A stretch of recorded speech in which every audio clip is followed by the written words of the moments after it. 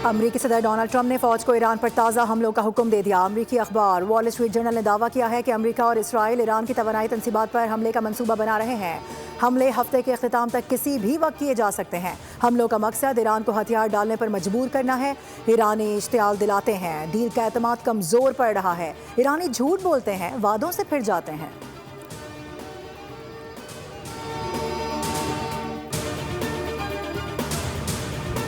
जारिहत करके भागने का दौर खत्म हो चुका है। गलत अंदाजे लगाकर की जाने वाली किसी भी कार्रवाई के नताइज भुगतना होंगे। कमांडर खातिमुल अंबिया ब्रिगेड ने खबरदार कर दिया, कहा कि अमेरिका और इसके किराए के सिपाहियों को अंदाजा हो गया है कि उनके फौजी सामान में कफन शामिल होना लाजिम हो चुका है।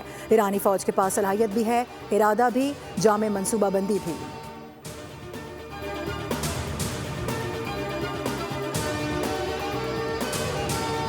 आज़ाद कश्मीर इलेक्शन का दूसरा मरहला मुजफ्फराबाद डिवीजन के 3 अजला में कल पोलिंग होगी। चेयरमैन पीपल्स पार्टी बिलावल भुट्टो जरदारी कहते हैं कि मैं कश्मीर के आवाम को वही हुकूक दिलवाना चाहता हूँ जो हर पाकिस्तानी शहरी को हासिल हैं। हक हाकमियत का मतलब है कि आपका वोट, आपका फैसला, आप जिसके हक में वोट डालें नतीजा भी उसके हक में आए।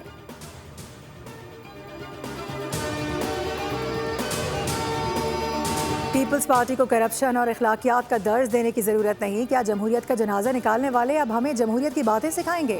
IPPs को कौन लेकर आया था? सूबाई वज़रा राना सिकंदर हयात और फैसल अयूब की होकर की प्रेस कॉन्फ्रेंस। राना सिकंदर हयात ने कहा, कश्मीरियों के ग्रीन बसेज, स्कूल और तरक्याती कामों को वोट दिए। वज़ीर आला पंजाब की कारकर्दगी और बयानिए को फतह मिली। फैसल अयूब खोकर ने कहा कि पंजाब काबीना का हर रुकन अपनी कारकर्दगी आदाद शुमार के साथ पेश करता है। मुखालिफिन के पास अमली तौर पर दिखाने के लिए कुछ नहीं।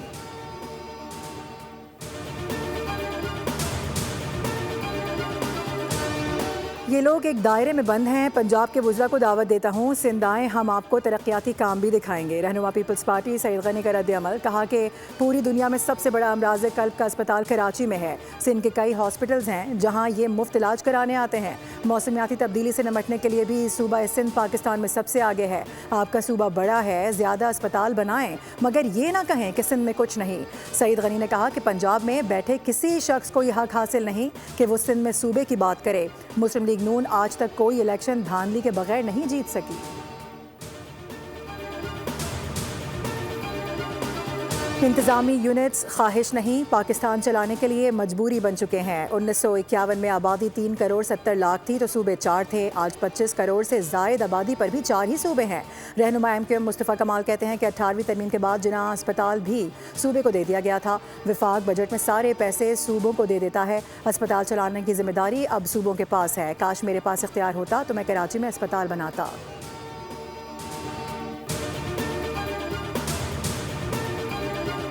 और कराची के शुमाल मशरक़ी इलाकों में बादलों की तश्कील। गदाफ टाउन में हल्की बारिश का आगाज़ हो गया। सरजानी टाउन और गुलशन मेमार में भी बारिश। महकमा मौसमियात के मुताबिक कराची में आज गरज चमक के साथ बारिश का इम्कान है।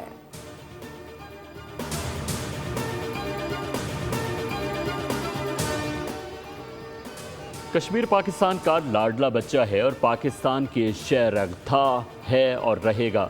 DGISP लेफ्टिनेंट जनरल अहमद शरीफ चौधरी ने वाज़ेह किया कि गुज़श्ता बरसों में हुकूक के नाम पर एक मखसूस बयानिया तश्कील देने की कोशिश की गई। ताहम वक्त गुजरने के साथ इस खेल के असल मकसद भी सामने आ चुके। कश्मीरियों की कुर्बानियाँ और पाकिस्तान से उनकी वाबस्तगी को किसी सूरत नज़रअंदाज नहीं किया जा सकता। रियासत पाकिस्तान हमेशा कश्मीरी अवाम की तरक्की, खुशहाली और फलाह को अव्वलीन तरजीह समझती है। कश्मीरी अवाम की मोहब्बत किसी सियासी मसलिहत का नतीजा नहीं बल्कि नस्लों पर मुहित एक पाकिस्तान से मजबूत रिश्ता है।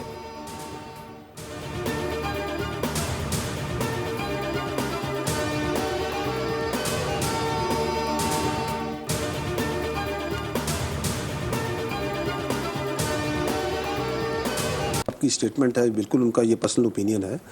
एक चीज़ जो कि इस पे we would like to say that we have been saying earlier also as a primary stakeholder in the security कि good governance is key to security and stability of Pakistan. उसके बगैर आपकी मामलात जो हैं वो हल नहीं हो सकते। If you ask us, yes, there has to be serious discussion because ये सारे मसले हल नहीं हो रहे हैं तो that means कि good governance के लिए कुछ करना पड़ेगा। If I'm not wrong, कुछ 6.5 या 7 करोड़ मैक्सिमम आबादी थी पाकिस्तान की उस वक्त, 4 सूबे थे। आज हम 25 के ऊपर हैं। तो अगर अब आपकी आबादी 3 से 4 गुना बढ़ गई और वही 4 सूबे हैं, वी हैव टू सी कि is it serving good governance. वज़ीर दाखिला मोहसिन नकवी का बयान उनकी ज़ाती राय है, ताहम गुड गवर्नेंस के बगैर आपके मसाइल हल भी तो नहीं हो रहे। तर्जुमान पाक फ़ौज ने कहा है कि जब आबादी 7 करोड़ थी उस वक्त भी 4 सूबे थे, आज आबादी 25 करोड़ से ज़ायद है, लेकिन आज भी 4 ही सूबे हैं। आबादी इतनी बढ़ गई है कि हमें कुछ तो सोचना होगा। इस तरह से मसाइल हल नहीं होते। अवाम अगर गवर्नेंस से मुतमईन है तो ठीक, वरना आइन के मुताबिक फ़ैसला करें।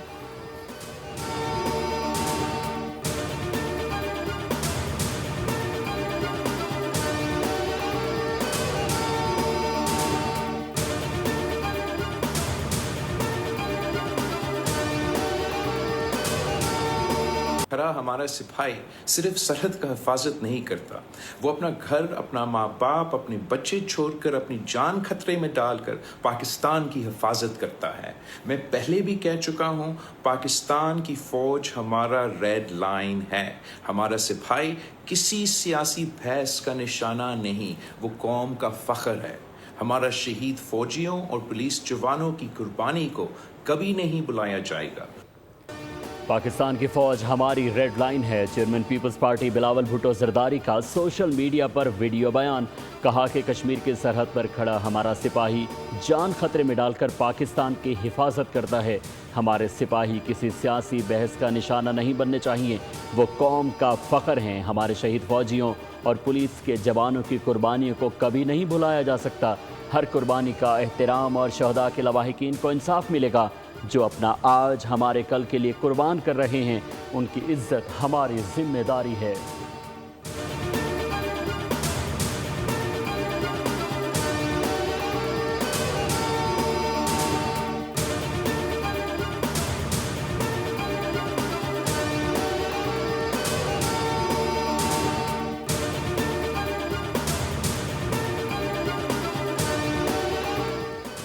अठारहवीं तरमीम के बाद जिन्ना अस्पताल भी सूबों को दे दिया गया। अस्पताल चलाने की जिम्मेदारी अब सूबों के पास है। वफाकी वज़ीर सेहत सैयद मुस्तफ़ा कमाल कहते हैं कि काश मेरे पास इख्तियार होता तो मैं कराची में अस्पताल बना सकता।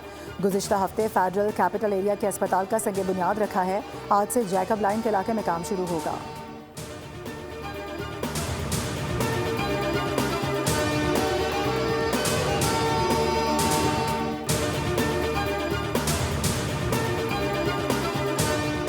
पाक अमरीका ताल्लुकात के अगले बाब को सरमायाकारी, टेक्नोलॉजी और जिद्दत से आगे बढ़ाना चाहिए। अमरीका तवील अरसे से पाकिस्तान के सबसे अहम इक़्तिसादी शराकतदारों में से एक रहा है। वज़ीर आला पंजाब का अमरीका के आला सतह के बिजनेस वफ़द से खिताब। कहा कि अमरीकी वफ़द की पंजाब में मौजूदगी अमरीकी सरमायाकारों के बहाल शुदा एतमाद का इशारा है। पंजाब वो इंजन है जो पूरे मुल्क की तरक्की और नमो को चलाता है। पंजाब कौमी GDP में 55.7% का हिस्सा भी डालता है।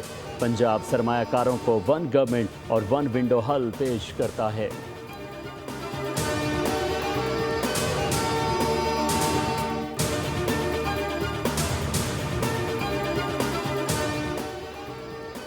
वज़ीर आला बलूचिस्तान मीर सरफराज बुगटी की ज़ियारत आमद। कायदे आज़म रेजिडेंसी पर हाज़िरी दी। पुलिस के चाको चौबंद दस्ते ने सलामी दी। सरफराज बुगटी ने कहा कि शहदा कौम का फ़ख्र और हमारे माथे का झूमर है।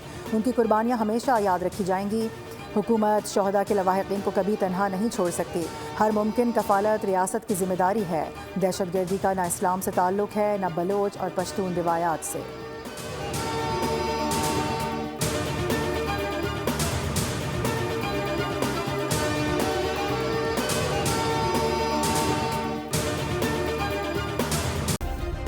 सब्सक्राइब करें और बेल दबाएं ताकि कोई खबर रह न जाए।